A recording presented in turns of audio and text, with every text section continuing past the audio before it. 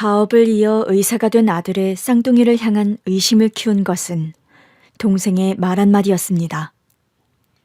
근데 쌍둥이는 종혁이 닮은 구석이 하나도 없네. 어? 닮은 구석이 없다니. 엄마 아빠 좋은 점만 쏙 빼닮았는데. 무슨, 코도 그렇고 저 눈매만 봐도 그렇잖아. 내 눈에는 우리 종혁이 판박이구만 무슨. 동생의 말에 그렇게 대꾸했지만 마음 한편의 찝찝함은 거둘 수가 없었어요. 사실 저도 쌍둥이 손자 손녀가 아들을 닮은 것 같지 않단 생각을 했거든요.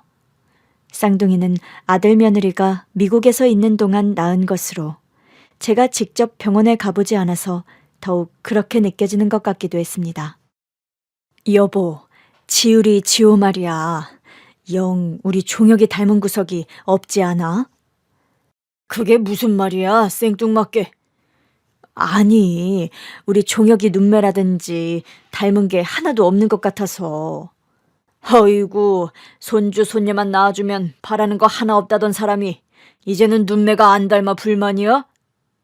불만이라기보다는 이거 쓸데없는 소리 하지 말어. 행여 애들 앞에서 그런 소리 하기만 해. 종혁이만큼 내 뜻에 잘 따라주는 효자도 없어. 애 신경 쓰이게 하지 마. 가시가 있는 남편의 말에 저는 입을 꾹 다물고 말았습니다.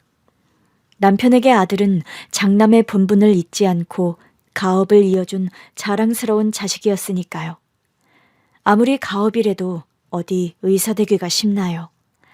학창시절에는 그렇게 엄격한 아버지였으면서 아들이 제 뜻대로 의사가 된 이후부터는 아들 말이라면 껌뻑 죽어요. 그런 사람한테 그런 소리를 한 제가 문제일지도 모르죠. 형부한테 뭐하러 그런 소리를 냈어? 무슨 좋은 소리를 들으려고? 그러게, 내가 생각이 짧았지. 나는 그냥 해본 소리야. 닮아야 부모 자식인가? 안 닮아 보이는 애들도 세고 셌지. 나도 말을 안 했지. 너한테 그 소리 듣기 전부터 좀 찝찝한 구석이 있었어. 영 애들이 종혁이 애들 같지 않은 게. 그렇다고 지연이가 어디 바람필 위인이나 돼? 둘이 얼마나 금실이 좋은데. 그렇지.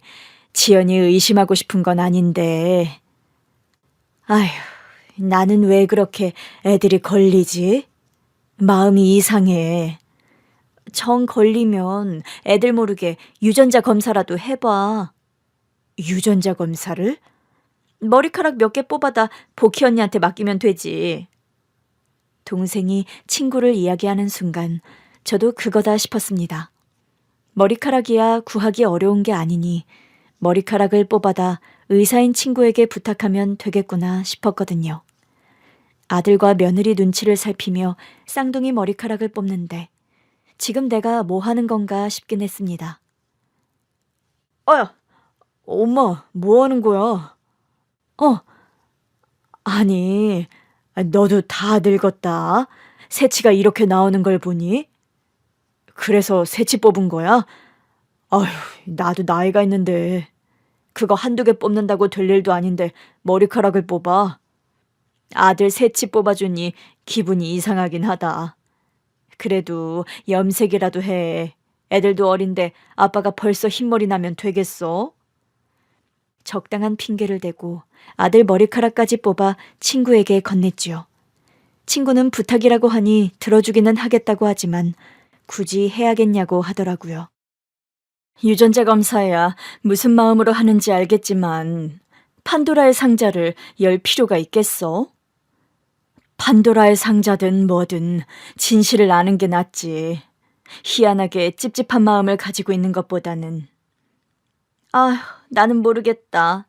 수자야, 이거 했다가 파탄이 난 가족을 내가 한두 번 봤겠니?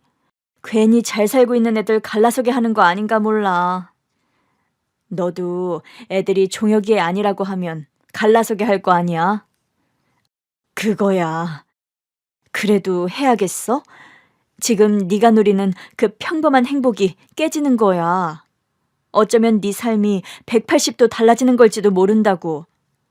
복희야, 나는 지금 이걸 확인하지 않으면 앞으로 평생 우리 며느리를 의심할 것 같아.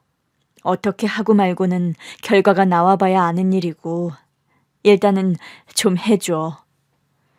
그렇게 의사인 친구에게 유전자 검사를 맡긴 사이 저는 초조하게 결과를 기다렸습니다. 그 사이에도 아들 며느리는 종종 우리 집에 찾아와 아이들의 재롱을 보여주었지요. 눈에 넣어도 안 아플 그 아이들이 제 친손주가 아니면 어쩌나, 그땐 어떻게 해야 하나, 결정된 것은 아무것도 없었지요. 그리고 결과가 나오던 날, 친구의 말대로 제 인생은 180도 바뀌고 말았습니다. 제가 판도라의 상자를 연 것일까요?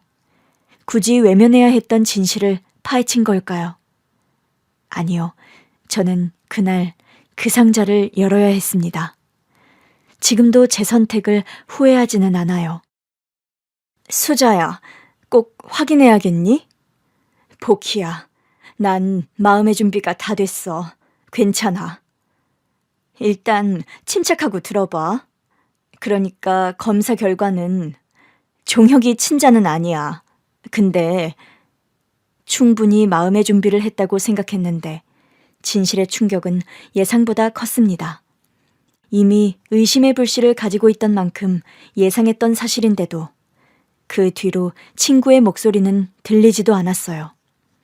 이명이 머릿속을 가득 채우더니 그대로 뒤로 넘어가 버렸답니다. 친구 말로는 그래요. 제가 눈뜬 채로 기절해버렸다고요. 제가 쓰러졌다는 소식에 가장 먼저 달려온 것은 아들 부부였습니다. 엄마, 괜찮아? 갑자기 이게 무슨 일인데? 어머니, 괜찮으세요? 어쩌다 이러신 거예요? 만약 손주들이 제 친손주가 아닐 경우에는 어떻게 해야 할까? 모른 척 넘어갈까? 조용히 불러다 사실을 추궁할까? 고민도 많았어요. 하지만 막상 아들 며느리 얼굴을 보자 울화가 치밀었습니다. 특히 그동안 며느리에 대한 신뢰가 대단했던 저는 그 아이가 너무도 미웠지요. 그래서 머리맡에 있던 유전자 검사지를 집어던지며 소리쳤습니다. 지연아, 나는 너를 친딸처럼 생각했다. 너 같은 애가 우리 종혁이 짝으로 들어와 우리 가족이 된 게 나한테는 이루 말할 수 없이 큰 복이었단 말이다. 어머니, 왜 그러세요? 엄마, 잠깐만. 이건... 그래, 내가 해봤다. 하도 너랑 닮은 구석이 없는 네 자식들 정체가 뭔지 궁금해서 해봤어. 엄마. 어머니, 그게요. 대체 어떻게 된 일인지 지연이 네가 말해봐라. 종혁이 너는 알고 있었니? 지율이 지호가 네 자식이 아니라는 거 알고도 키운 거야? 네가 뻐꾸기라는 거 알고 있냔 말이야. 뻐꾸기라니 그게 무슨 말도 안 되는 소리야. 엄마, 일단 진정해. 혈압 오르면 안 되잖아. 내가 지금 진정하게 생겼어? 혈압이 안 오르게 생겼냐고. 지연이, 너는 어서 말해보래도? 아들이 쌍둥이를 낳았다고 아이들에게 지원해준 것도 엄청 많습니다. 남편은 먼저 아들 앞으로 시아버지로부터 증여받은 건물부터 증여해 주셨어요. 두 손주들에게도 성인이 되기 전 증여해줄 건물을 정리 중이었고요. 그뿐인가요? 지금 애들이 사는 집을 며느리 앞으로 해주고 대접은 얼마나 잘해줬는데요. 이 무서운 진실을 가지고도 어떻게 뻔뻔하게 그것들을 받아챙길 수 있나 싶어 그것들이 사람이 아니라 짐승처럼 보일 지경이었습니다. 내가 이상하다 했다. 아이 생각이 없다. 가능하면 없이 살고 싶다. 그런 이야기를 했던 너네가 미국 가자마자 애가 생겼다느니 쌍둥이를 낳았다느니 하는 이야기를 듣고 이상하다 했어. 대체 어떻게 된 거야? 지연이 너 얘 두고 바람 폈니? 종혁이 보고 남의 자식 키우게 한 거야? 남의 자식을 키우긴 누가 남의 자식을 키워. 오히려 지연이한테 미안해해야 하는 건 난데. 그게 무슨 소리야? 설마 종혁이 네가 밖에서 나온 애들이야? 그런 거야? 그런 거 아니라니까. 그럼 대체 뭔데? 여보, 이렇게 흥분해야 할 이야기는 아니잖아. 어머니께 사실대로 말씀드려야지. 언젠가는 이런 날이 올 거 알았잖아. 미치고 팔짝 뛰겠다고 짜증스레 구는 아들과 달리 며느리는 다소 침착한 태도를 보였습니다. 그러면서 갑자기 아들을 설득해 제 앞에 무릎을 꿇는 것이었어요. 이것들이 무슨 잘못을 하긴 했구나 싶어 혈압이 오르더라고요. 그런데 그 두 아이가 꺼낸 진실에 저는 말문이 막히고 말았습니다. 그 진실은 제가 생각했던 것보다 훨씬 무겁게 제 심장을 짓눌렀지요. 죄송해요, 어머니. 어머니 말씀대로 지율이 지호, 종혁 씨 아이 아닙니다. 그리고 제가 낳은 아이도 아니에요. 그게 무슨 말이야? 종혁이 아이도 아니고 네가 낳은 아이도 아니라면 대체 그 아이들이 누구란 말이야? 나 속일 생각하지 말고 솔직하게 말해라. 어서! 지율이 지호, 우리 애들 맞아. 이깟 종이 쪼가리가 뭐라고 하든 데려온 순간부터 내가 평생 내 자식으로 책임지겠다고 마음먹은 애들이야. 후회한 적도 없고 앞으로 후회할 일도 없어. 엄마가 이렇게 나온다고 해도 난 그 아이들 내 자식으로 키울 거야. 그러니까 그 애들이 누구냐고. 아가씨 아이예요. 뭐? 아가씨가 낳은 아이들이라고요, 어머니. 저희 부부에게는 의사가 된 아들 말고 딸이 하나 더 있었습니다. 부모의 뜻을 어기고 제멋대로 살겠다고 집 나간 지도 벌써 10년이에요. 그 아이는 제게 아픈 손가락이었고 남편에게는 눈엣가시 같은 아이였습니다. 서수진, 너 이리 와. 너 지금 이걸 점수라고 가지고 왔냐? 눈이 있으면 글을 읽을 수 있을 거고 글을 읽었으면 이런 점수가 나올 수가 없는데 지금 나랑 장난하자는 거야? 푼 거예요. 눈도 있고 글도 읽을 수 있는데 머리가 돌대가리라 안 되는 건데 어쩌라고요? 뭐야? 이 자식이? 남편과 딸은 허구한 날 싸워댔습니다. 딸도 보통 성격은 아닌 게 남편이 성격으로 그렇게 혼을 내는데도 기도 죽지 않고 따박따박 할 말 다 했어요. 뭐야? 집안 분위기가 왜 이래? 형부랑 수진이 또 한판 했구나? 중간고사 점수 평균 60점이란다. 뭐? 수진이 그것도 좀 심했네. 사돈어른에 이어 의사된 자부심이 대단하신 양반인데 자기 딸이 그 점수 가지고 왔다고 하면 나 같아도 입에 거품 물겠다. 아휴, 정말 하루도 조용히 지나갈 날이 없어. 나는 앞만 봐도 수진이 저거 공부머리가 없는 것 같은데. 언니도 성적이 좋은 편이었는데 대체 누굴 닮아 저래? 생각해보면 종혁이가 너무 다 가진 거지. 수진이 저게 그렇게 부족한 건 또 아니야. 대신 얼굴이 예쁘장하잖아. 의사야 종혁이만 시키면 되지 수진이까지 시킬 필요 있어? 나야 뭐가 됐든 자기 밥벌이나 제대로 할 일을 하고 살면 그만이다 싶은데 네 형부 욕심은 다르잖아. 결혼에 생긴 자기 인생 두 번째 목표가 자식들 의사 만드는 건데. 어휴, 형부는 자기도 자기 아버지 기대에 힘들게 살았으면서 어떻게 자기 자식들한테 똑같은 짐을 주려고 그래? 종혁이 하나 잘 따라주는 것만으로도 감지덕지하지. 뭐든 저희 부부 뜻대로 잘 따라와 주던 효자인 첫째와 달리 둘째는 키우는 게 힘들었어요. 여자애 같은 고분고분한 맛도 없었고 어려서부터 여기저기 뛰어다니다 생긴 상처하며 말썽을 부려 친인척 집에서 한 소리 듣는 경우도 허다했고요. 초등학교 때는 그나마 안에서 새는 바가지였는데 중학교에 올라가고 나서는 바깥에서도 새는 바가지가 되어 남편이 얼굴을 들지 못한 경우도 많았습니다. 서닥터, 이번에 서닥터 딸이 학교에서 대단한 업적을 하나 세웠던데? 업적? 우리 딸이? 그래, 창립자 동상 올라가서 요새 유행하는 그 춤 춰서 난리 났다던데 뭐. 어머, 중만 씨 딸이? 수진이가 말이야? 그래. 내가 그 이야기 듣고 이 녀석 얼굴 좀 화끈하겠다 싶었지. 전교 1등 놓치지 않는 종혁이도 종혁이지만 대단한 딸을 두셨어. 참 재밌다, 수진이. 아, 전에는 학교 옥상에 올라가서 학생 인권보장 선언인가 그런 거 했다지 않았어? 그랬지. 수업 시간에 자는 걸 억지로 깨우는 것도 학생 인권을 무시하는 거랬나? 아주 똥논리에 똥꼬집인 걸 보면 중만이 이 자식 딸 맞긴 해. 평소 체면을 중요하게 생각하는 남편이 딸 때문에 얼마나 창피했겠어요. 제가 보기에도 딸은 남편을 쏙 빼닮아 태어나 남편과 부딪히는 일이 많았는데 남편은 절대 인정하지 않았지요. 딸이 제멋대로 굴며 사고치는 문제는 남편에게만 심각한 문제가 아니었습니다. 그 학교에서 벌인 기행들은 고스란히 시부모님들 귀에도 들어갔거든요. 그 문제로 저희 부부도 자식 교육을 어떻게 시키는 거냐 쓴소리도 많이 들었고 딸도 불러서 호되게 혼낸 적도 여러 번입니다. 그 효과가 전혀 없었다는 게 문제라면 문제였지요. 한 번은 이런 일도 있었어요. 수진아, 네가 지금 몇 사람 얼굴에 먹칠을 하고 다니는지 아는 거냐? 아니요, 할아버지. 잘 모르겠어요. 잘 모르겠다니. 내가 참 유감이다.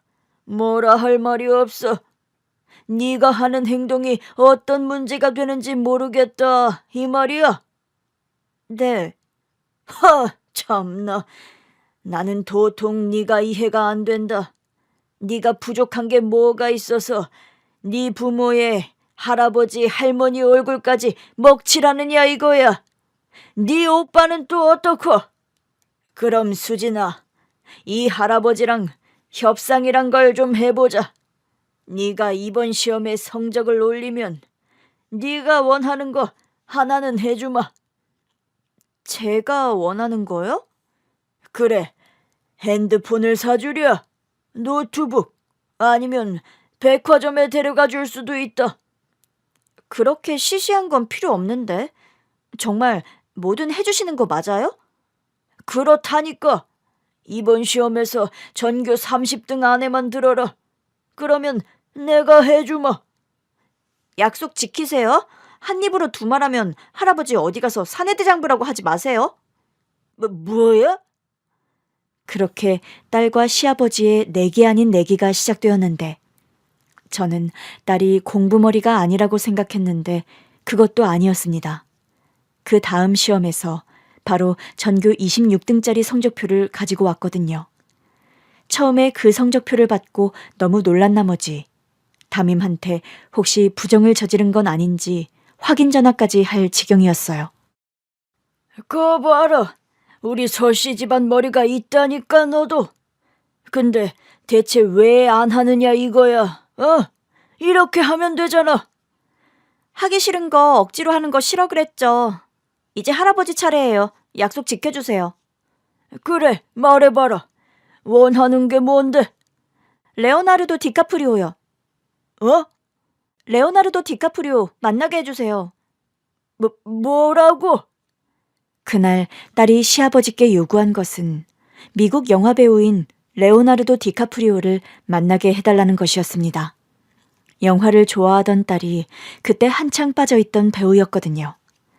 시아버지는 아무래도 농담이라고 생각했는지 재차 원하는 것을 다시 물었지만 딸은 굽히지 않고 약속을 지키라고 닥달했죠.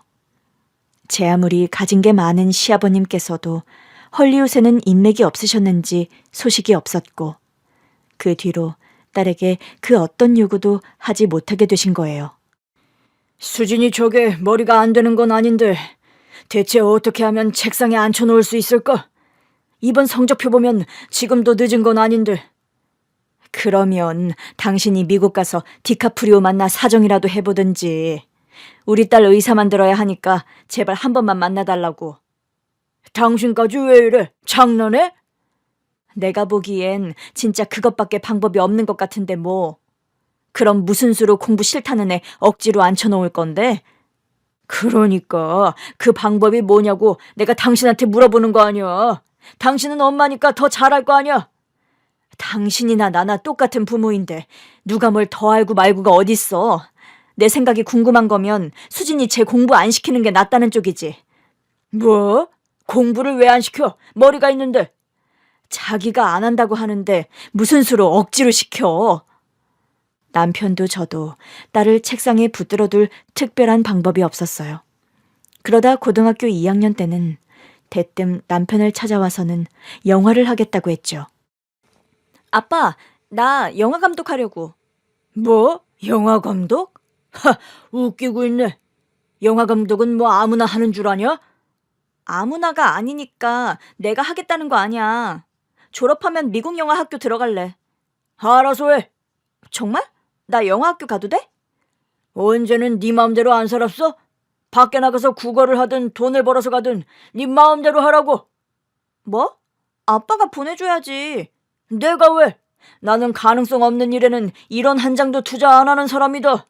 내가 돈이 많아 보이니 허튼 데 막 쓰는 줄 아냐? 아빠, 너무하잖아. 나도 자식인데 왜 차별해? 차별이라니.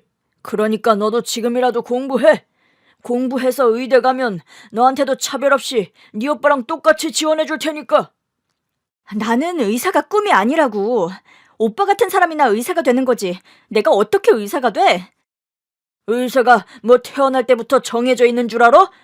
나한테 그만한 효도할 거 아니면 너도 나한테 바라지나 말아라. 지금 이 집에서 배불리 먹고 등 따뜻하게 자는 것만으로도 너는 호강하는 것이니. 생각해보면 그게 딸이 처음으로 제 꿈을 이야기한 것이었어요.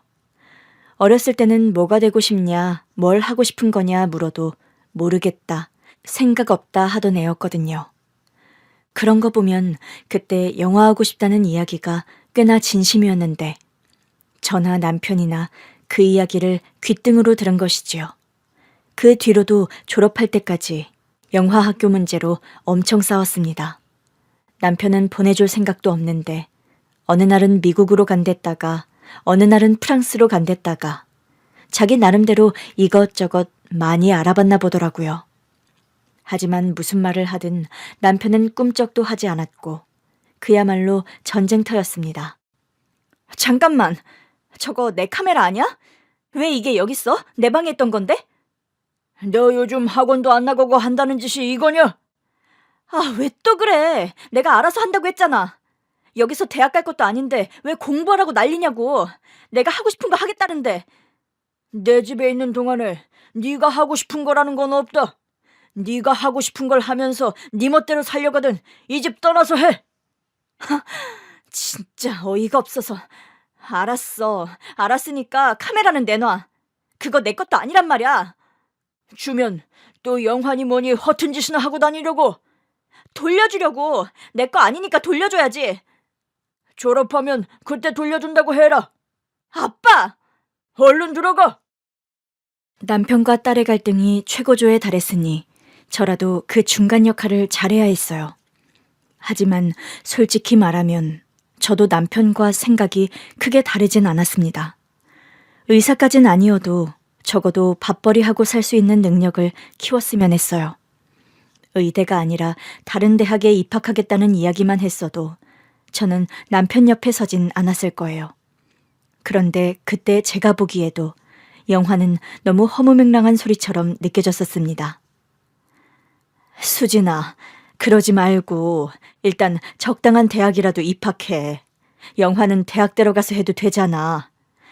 나는 하고 싶은 공부가 없다고. 가고 싶은 학교가 있다는데도 왜 안 보내줘? 내가 아빠 꿈 이뤄주려고 태어난 거야?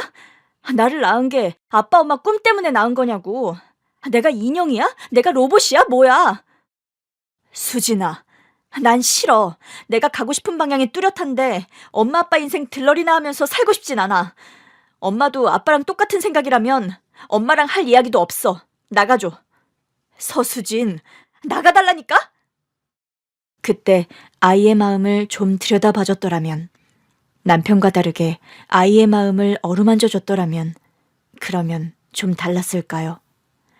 적어도 우리 가족에게, 아니 저에게 이런 비극은 일어나지 않았겠죠.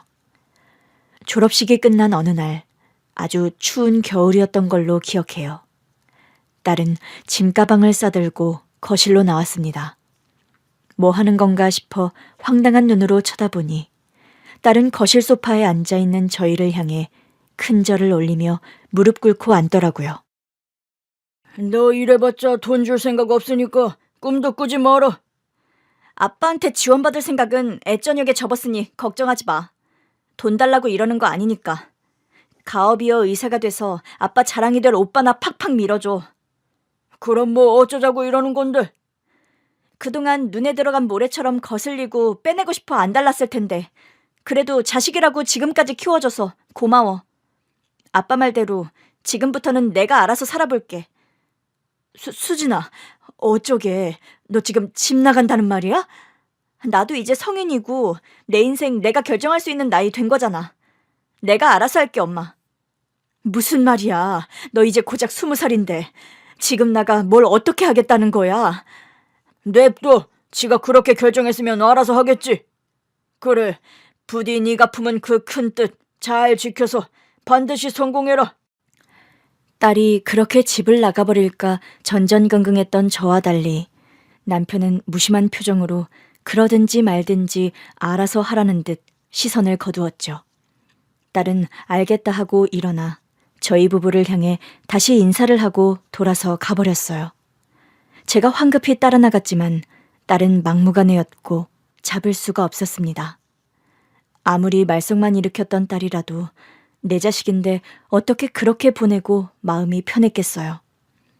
하지만 그 뒤로 딸은 연락 한 번 하지 않았고 저는 딸이 떠나기 전 키워주셔서 고맙다고 했던 그 말이 가슴에 얹혀 잠 못 이루는 밤이 많았지요. 수진이 그거 아직도 연락이 안 돼? 안 돼. 아휴, 내가 정말 제명에 못 살지. 아휴, 그러게 그냥 그거 하고 싶다는 거 좀 해주지. 형부도 참. 언니도 너무했어. 언니라도 수진이 편에서 좀 서주지. 너도 영화는 허무맹랑한 소리라고 거들었잖아. 그렇지만 그래도 집안에 누구 하나 자기 편 들어주는 사람 없어 얼마나 힘들었겠어. 애가 그러니 나갔지. 그러지 말고 다음에 혹시라도 연락이 오면 보내주겠다고 해. 형부가 반대해도 어떻게든 보내주겠다고 구슬려서 들어오게 하란 말이야. 동생이 그렇게 말하지 않아도 저도 그럴 생각이었어요. 뒤늦은 후회였지만 일단 곁에 두고 설득을 하든 혼을 내든 할 생각이었으니까요. 하지만 제게 그런 날은 오지 않았습니다. 제가 딸 때문에 힘들어하자 아들이 조용히 다가와 그러더라고요. 엄마, 수진이 미국 갔어. 어? 미국? 설마 기어이 그 영화 하겠다고 간 거야? 집 나가고 나서 몇 달 친구 집에서 살면서 돈도 번 것 같아. 그래도 그게 얼마나 된다고 미국에 가. 티켓만 있다고 갈 수 있는 것도 아닌데. 어렸을 때부터 모은 용돈 있잖아. 그것도 꽤 되는 것 같고. 실은 나도 좀 줬어. 네가? 수진이 도왔다고 뭐라고 할까봐 말 안 했는데. 그렇게 하고 싶어 하는데 어떡해. 나는 아빠 뜻이랑 내 뜻이 잘 맞아 이렇게 됐지만 수진이는 그게 아니잖아. 그러다 실패하기라도 하면 그러면 어쩌려고 그랬어. 실패하는 게 왜 안 돼? 뭐? 실패도 해봐야지 다음번엔 성공도 하지. 엄마, 수진이한테는 실패도 공부가 돼. 우리나라 유명한 영화 감독들도 전부 성공해서 그 자리에 올랐겠어? 저는 아들의 말에 뒤통수를 한 대 얻어맞은 것처럼 얼얼했습니다. 아들 말이 맞았어요. 실패가 나쁜 것이 아니라 딸에게는 공부가 된다는 사실을 몰랐을까요? 큰 굴곡 없이 안정적으로 살아주길 바라는 건 부모 욕심이고 실패도 기꺼이 맞이할 준비가 된 딸은 그렇게 제 오빠의 응원을 받고 미국 길에 오른 겁니다. 연락처를 알고 싶어도 아들도 모른다고 했어요. 자기가 원할 때만 한 번씩 생존 신고하듯 연락해오는 터라 기다려보자고 하더라고요. 그로부터 3년이 지났을 거예요. 엄마, 아빠, 이거 봐요. 이게 뭔데? 수진이가 보낸 거예요. 이번에 수진이 이름으로 독립영화를 만들었나 봐요. 이거 봐요. 수진이 이름. 보이죠?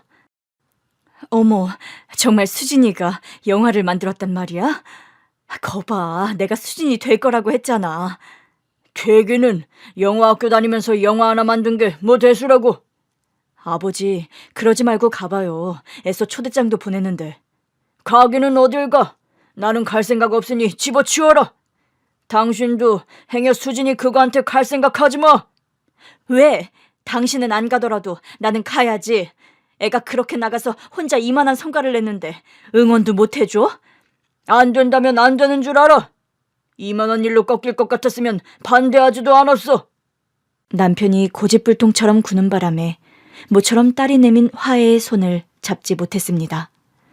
결국 딸의 첫 번째 영화 상영회는 어렵게 시간을 낸 아들만 참석하게 되었고, 저는 후에 아들이 찍어온 사진으로 오랜만에 딸의 얼굴을 보았지요. 이른 나이에 부모 품을 떠나 제대로 살고 있으려나 했는데 표정이 참 밝았어요. 수진이 참 멋지더라. 영화도 정말 좋았어.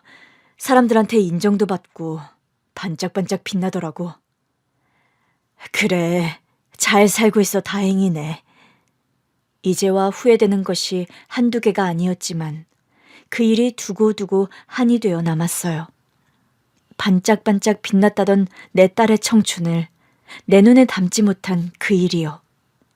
그 후로 연락이 뚝 끊겼다가 딸이 한국에 들어와 우리 부부를 찾아온 것은 그로부터 무려 2년이 지난 어느 날이었습니다. 그것도 혼자가 아닌 남자를 데리고요. 엄마, 아빠, 잘 지냈어? 오랜만인데 안 반겨줄 거야? 갑자기 이렇게 연락도 없이 오는 법이 어딨어. 그리고 이분은 나랑 결혼할 사람이야. 미국에서 만난. 안녕하세요. 김명수라고 합니다. 수진이랑은 미국에서 만났어요. 어머, 그렇구나. 어서 와, 앉아요. 점심은 먹은 거야? 응, 먹고 왔어. 엄마 음식 먹고 싶었는데 오자마자 한국 김치찌개가 어찌나 당기던지. 물론 거기서도 팔 거 다 팔아서 잘 먹고 살았는데 그 한국 특유의 냄새가 있거든?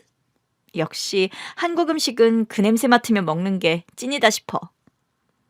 그동안 얼굴 보고 살지 않았던 세월은 온데간데 없이 딸은 아무렇지 않게 웃으며 잘도 이야기하더라고요. 누가 보면 몇 주 만에 외국 여행 갔다 온 것처럼요. 편견에 사로잡혀 너무 뒤늦게 알게 된 것이 많은데 딸의 성격이 참 좋았다는 것도 그중 하나였습니다. 성공하기 전에는 들어오지도 않을 것처럼 굴더니 그래서 성공은 들고 온 거냐?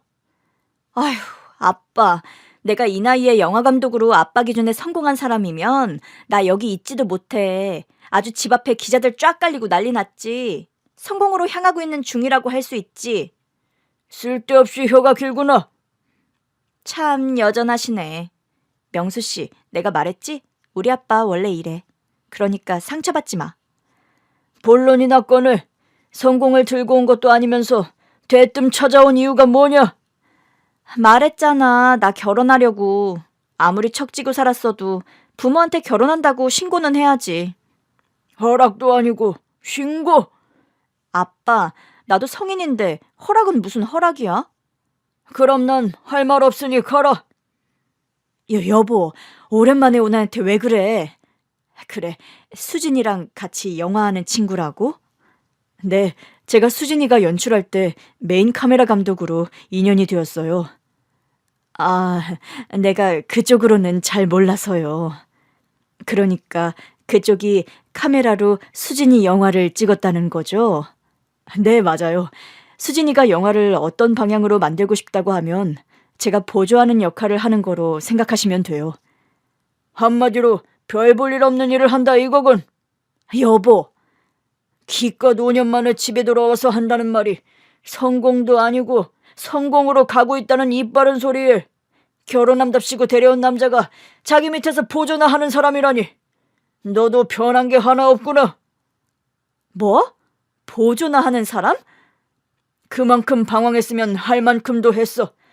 지금이라도 정신 차리고 다시 공부해.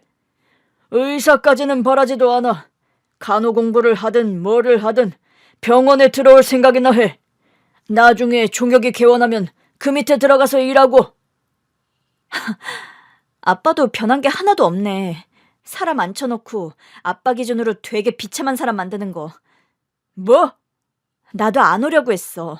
그런데 이 사람이 굳이 내 부모님 만나 인사하고 싶다고 해서 한국까지 데려온 거야.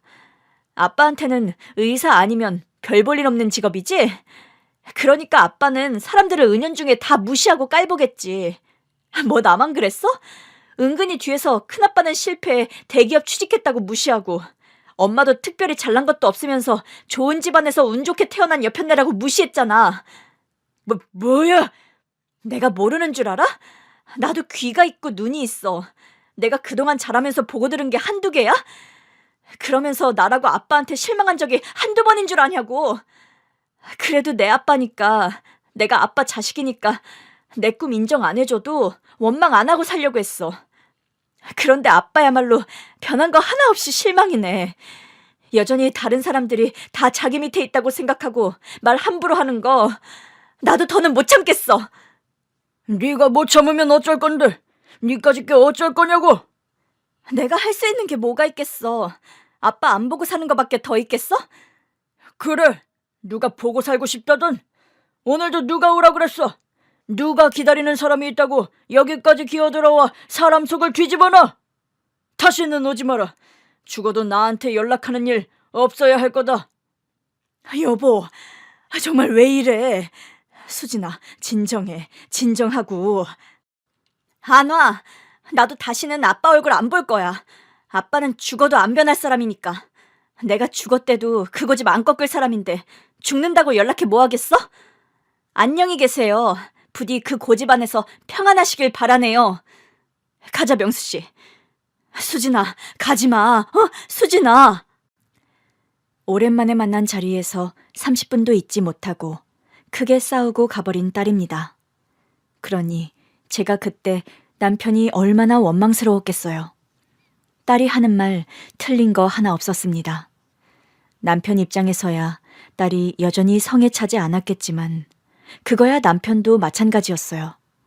변한 거 하나 없이 자기 형도 의사 못 됐다고 은근히 무시하고, 저도 능력 없이 제 아버지 돈으로 의사 남편 얻은 거 아니냐는 소리 했었으니까요. 다시 생각해보면 제가 버려야 할 사람이 있다면 그게 남편이었는데 왜 딸의 손을 놓쳐버렸는지 너무 후회스러운 일이었죠. 그게 지금으로부터 5년 전의 일이었어요. 그런데 아들 부부는 제 자식으로 키운 쌍둥이가 그 집 나간 딸이 낳은 거라고 한 겁니다. 그게 무슨 소리냐? 수진이 자식이라니. 지율이 지호가 수진이가 낳은 애들이라는 거야? 그때 뒤늦게 소식을 듣고 남편도 들어왔고 이 사실의 전말을 알고 충격받은 얼굴이었습니다. 자기가 그동안 그렇게 예뻐했던 쌍둥이 손주들이 그렇게 자랑스러워하는 아들이 아니라 의절한 딸의 자식이라니 얼마나 충격이었겠어요. 이게 다 무슨 말이냐? 서종혁, 똑바로 말해라. 지율이 지호가 누구 자식이라고? 지율이 지호, 수진이 아이들이에요, 아버지. 속여서 죄송합니다. 나중에야 안 사실이지만 그건 친구가 건넨 유전자 검사지에도 명시되어 있었습니다. 친구도 제게 친자는 아니지만 친족 가능성이 있다는 사실을 알려주려 했는데 제가 친자가 아니라는 소리만 듣고 기절해버린 것이었고요. 대체 그게 무슨 소리냐니까? 그럼 그때 집에 데려왔었던 그 애랑 결혼했던 거야? 카메라 감독한다던 그 애랑? 참나, 기가 막혀서. 근데 왜 그 애들을 네가 데려와 키운 건데? 왜 우리한테 말도 안 하고 너네가 낳은 자식이라며 부모를 감쪽같이 속인 거냐고. 왜겠어? 별 볼 일 없이 힘들게 사는 처지라 지 오빠한테 부탁했겠지. 이 맹추 같은 것은 거기다 대고 짝짝꿍 장단 맞춰준 거고. 종혁이 너 그리고 지연이 둘 다 실망이 크다. 이건 속여서는 안 될 문제였어. 그런 거 아니에요. 아니긴 뭐가 아니야. 안 봐도 훤하지. 그게 제정신이 바뀌었으면 지가 낳은 자식을 나 몰라라 하고 지 오빠한테 맡겼겠어. 그리고 지연이 너는 애가 모자란 선택을 하는 것 같으면 네가 옆에서 설득해야지. 어떻게 그 장단에 함께 놀아난 거야? 아버님, 그런 거 아니에요. 사정이 있었다고요. 사정은 무슨 사정? 남편은 더는 들을 것도 없다는 듯이 호통을 쳤습니다. 그러자 무릎 꿇고 있던 아들이 자리에서 일어나 남편을 똑바로 바라보더라고요. 아버지, 왜 그렇게 수진이를 미워하세요? 뭐야? 성에 차는 자식이 아니어도 자식은 자식이잖아요. 수진이 아버지 어머니께 인정 한번 받지 않았어도 열심히 잘 살았어요. 영화 찍어 번 돈은 어려운 사람을 위해 기부도 하고 많은 사람한테 사랑받은 애라고요. 그까지 푼돈 기부한 걸로 대단한 유세구나. 너도 야물지 못하고 은근히 맹한 구석이 있어. 그러니 지동생이 싸지른 애나 책임지고 있지. 그렇게 말하지 마세요. 제가 키우겠다고 했어요. 내가 수진이 대신 지연이랑 내 자식으로 키우겠다고 약속한 거라고요. 한평생 아들이 남편을 상대로 그렇게 화를 낸 적은 그게 처음이었습니다. 더는 이야기하기 힘들다는 듯 그대로 병실문을 박차고 나가버렸고 남편도 적잖이 당황한 것 같더라고요. 지연아, 네가 좀 이야기해다오. 이게 대체 어떻게 된 일이야? 어? 왜 네가 수진이 자식을 키우고 있는 건데? 수진이는 어딨어? 미국에서 뭘 하고 있길래 자기 자식도 포기했냔 말이야. 어머니, 그건 제가 할 수 있는 이야기는 아닌 것 같아요. 그렇게 고개만 내젓고 입 다물어 될 일이 아니잖아. 내가 답답해서 그런다. 너, 나 또 쓰러지는 꼴 보고 싶어서 그러니? 저희가 아버님, 어머님 속인 일은 100번, 1000번 물어도 잘못한 일이 맞아요. 하지만 이 문제에 대해 저는 한 번도 후회한 적 없습니다. 지율이 지호, 비록 제가 낳지는 않았지만 제 자식이에요. 배신감 느껴 그간 저희에게 지원해준 게 아까우시다면 다 가져가셔도 됩니다. 하지만 그렇다고 해서 달라지는 건 없어요.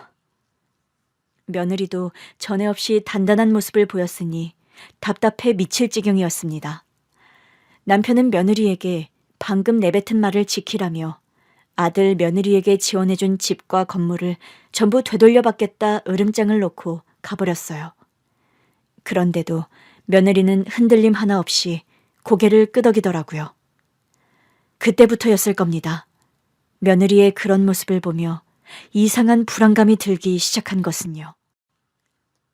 어떻게 된 게 자식 새끼들이 하나같이 마음에 드는 구석이 없어. 언제는 둘도 없는 유일한 자랑이라더니 이젠 종혁이마저 마음에 안 들어? 조용히 못해. 지들이 나 아니었음 의사 아빠 밑에서 어떻게 호강하고 살았겠냐 이거야. 이것들이 어디 아프리카 오지에서 태어났어야 하는 건데. 당신 앞으로 종혁이도 이 집에 얼씬도 못하게 해. 뭐? 당신한테만 아들이야? 내 아들이야. 왜 내가 당신 때문에 아들도 못 보고 살아야 해? 그러면 당신도 나갈래? 당신도 이 집구석에서 영원히 빠이빠이 하고 싶어? 여보, 세상에 너무한 거 아니야? 당신 뜻대로 살지 않는다고 자식이 자식이 아닌 거냐고. 수진이한테 그러는 것도 모자라 이제 종혁이까지 그래? 세상에 자기 마음에 안 든다고 의절하는 부모가 어딨냔 말이야. 당신이 그러고도 아버지라고 할 수 있어? 뭐? 나갈 거냐고? 그래, 나도 나갈란다. 수진이 그렇게 보내고 종혁이랑도 그렇게 살 거면 나랑도 의절해. 뭐야? 지금 당신 말 다 했어. 저도 참을 만큼 참았습니다. 더는 남편의 행태를 두고 볼 수가 없었어요. 제가 이렇게 나올 줄은 몰랐는지 황당해하는 남편을 뒤로 한 채 아들에게 전화했습니다. 종혁아, 나는 이대로는 못 살겠다. 네 아빠랑 더는 못 살겠어. 엄마, 왜 그래? 싸웠어? 나 좀 데리러 와다오. 응? 나 이 집 나가련다. 그렇게 한밤중에 울며 불며 아들 내외에게 연락해 집을 나가게 된 거예요. 그런데도 남편은 끝까지 고집부리며 한 번 나가면 다시 들어오지 못할 거라는 둥, 나중에 후회나 하지 말라는 둥 별의별 소리를 다 하더군요. 그런 소리에 흔들릴 거면 집을 나서지도 않았을 겁니다. 그렇게 아들 집으로 와 며느리가 준 따뜻한 유자차에 간신히 진정을 했어요. 애들은 다 잠들었어요. 할머니 오실 거라고 하니까 기다린다더니. 언제부터야? 너 걔네 갓난쟁이 때부터 데려온 거잖아. 수진이는 낳자마자 너네한테 부탁한 거야? 그게... 아니, 왜 말을 안 해주는 거야? 종혁아, 이제 속 시원히 말 좀 해다오. 네 아버지 눈치 볼 필요도 없고 나는 이제 수진이 얼굴 좀 보고 살고 싶다. 응? 엄마, 그게 사정이 좀 있어. 그냥 모르는 편이 나.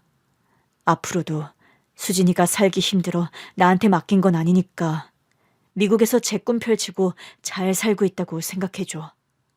아니, 더는 그렇게 못 살겠다. 15년이야. 응?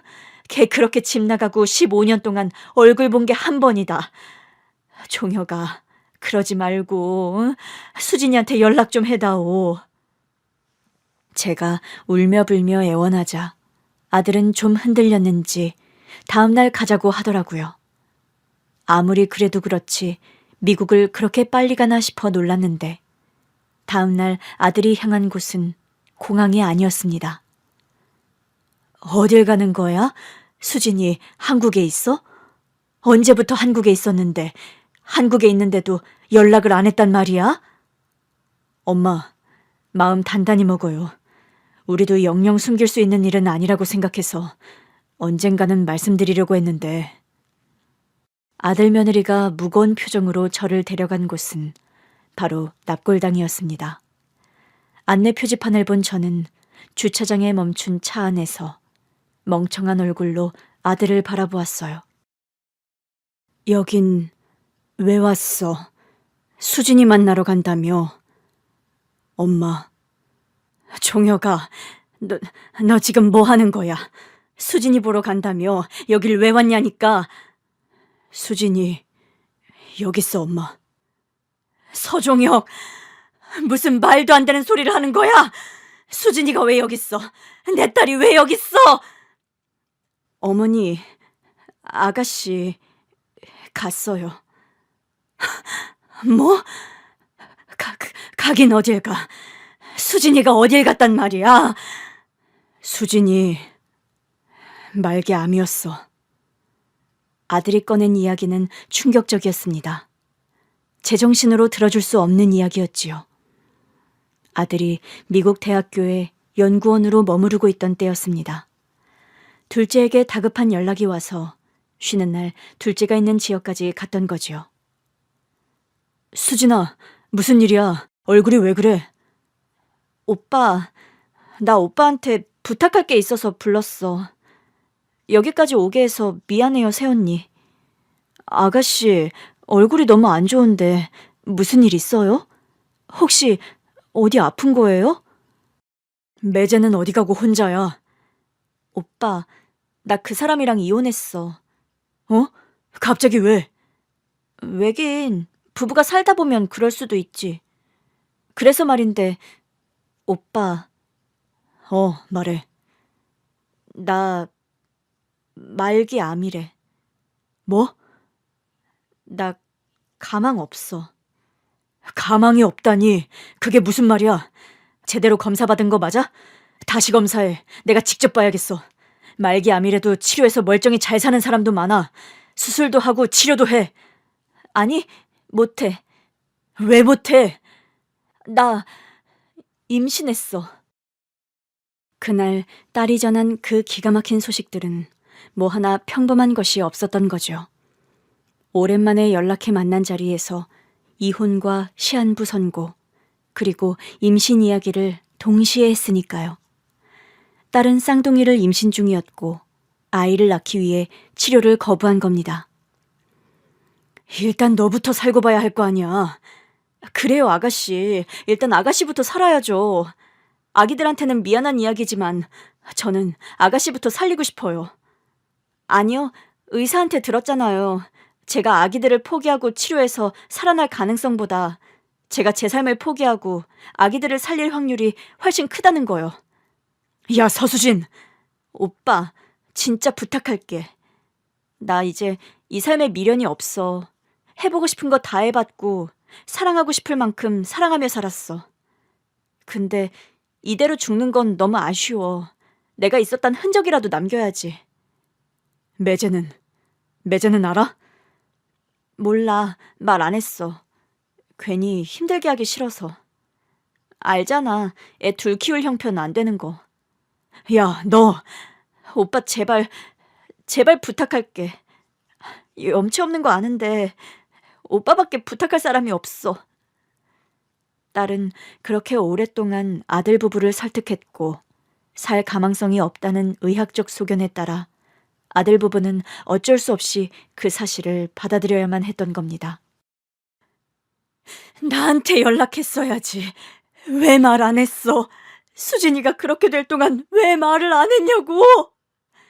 수진이가 원하지 않았어. 뭐? 그냥 평생 미국에서 자기 잘 먹고 잘 살고 있다고, 잘 지내니까 걱정 말라고, 그렇게 알게 해달라고 했단 말이야. 아무리 그래도 그렇지, 어떻게 혼자 가게 만들어?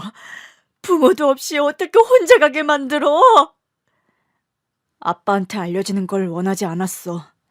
자기 애들도 절대 아버지 그늘 아래서 자라게 하지 말아달라고. 새처럼 자유롭게 살았으면 좋겠다고 했던 애야. 죽으면 한국으로 돌아가고 싶대서 데리고 와서 여기에 뒀어. 종혁아, 제발 거짓말이라고 해줘. 제발. 저는 두 발로 걸을 힘도 없었습니다. 아들 며느리에게 부축을 받고 겨우 질질 끌려가다시피 도착한 곳에서 저는 반쯤 혼절하고 말았어요. 그곳에는 딸 이름이 쓰인 유골함과 반짝반짝 빛나던 시절의 딸 사진이 있었거든요. 수진아, 아이고 수진아. 수진이 편안하게 갔어. 자기 아이들 보고 웃으면서 조용히 잠든 것 같았어. 미안해. 엄마가 너무 미안해. 어떡해, 종혁아. 어떡하냐. 엄마 이제 어떻게 살아? 아들 부부는 딸의 유언을 지키기 위해 갖은 쇼를 마다하지 않았습니다. 그러니 우리 부부가 아들 며느리가 낳은 자식이라고 깜빡 속았겠지요. 결국 그날 울다 혼절한 저는 또 친구네 병원에 입원하게 되었고 꼴 좋다는 듯이 찾아온 아무것도 모르는 남편을 향해 이혼 서류를 내밀었지요. 뭐야, 정신 못 차렸어? 잔말 말고 이혼해. 재산 분할 적당히 하고. 재산 분할 같은 소리 하네. 무슨 수로 이혼을 할 건데? 왜? 이제 와서 이혼한다니까 겁나? 그렇게 무시하던 마누라 없이 살려니 못 살겠다 싶어? 웃기고 있네. 이혼할 건데 재산 분할 같은 쉰소리 하지 말라 이거야. 당신이 뭘 했다고 재산 분할을 요구해?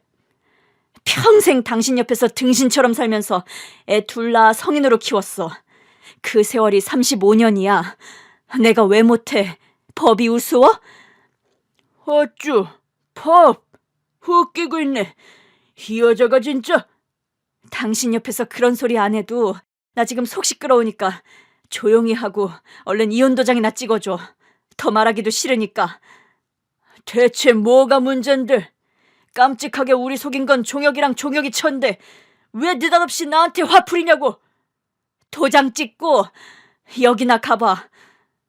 이게 뭐야? 뭔데? 우리 수진이 있는 곳. 뭐? 미국에 있다는 게 왜 경기도에 있어? 내가 여길 왜 가?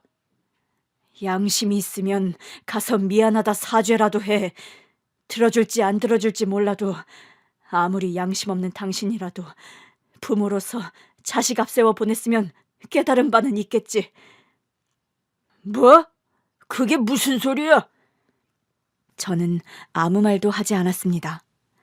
남편은 자기가 뭔가 잘못 들었다는 듯, 불현듯 머릿속에 떠오른 자기 불안을 믿기 힘들다는 듯 저를 바라보았어요.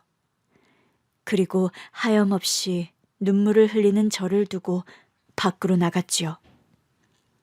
남편 원망도 있지만 저는 제 스스로가 더 원망스럽습니다. 남편의 시선에서 벗어나 내 자식을 내가 잘 보듬어줬으면 좋았을 텐데 하고요. 후회 없는 삶이 어딨냐 하겠지만 저만큼 짙은 후회 속에 사는 사람은 없을 거예요.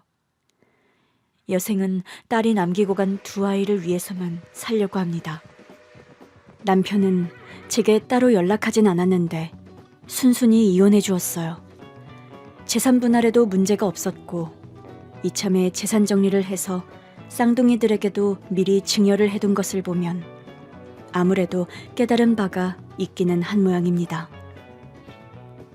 특히 밤이면 딸 생각이 많이 납니다. 제가 원망스러운지 꿈에도 보이지 않아요. 훗날 저 세상에 가게 되면 저를 반겨줄까요? 사진처럼 환하게 웃으며 안겨줄까요?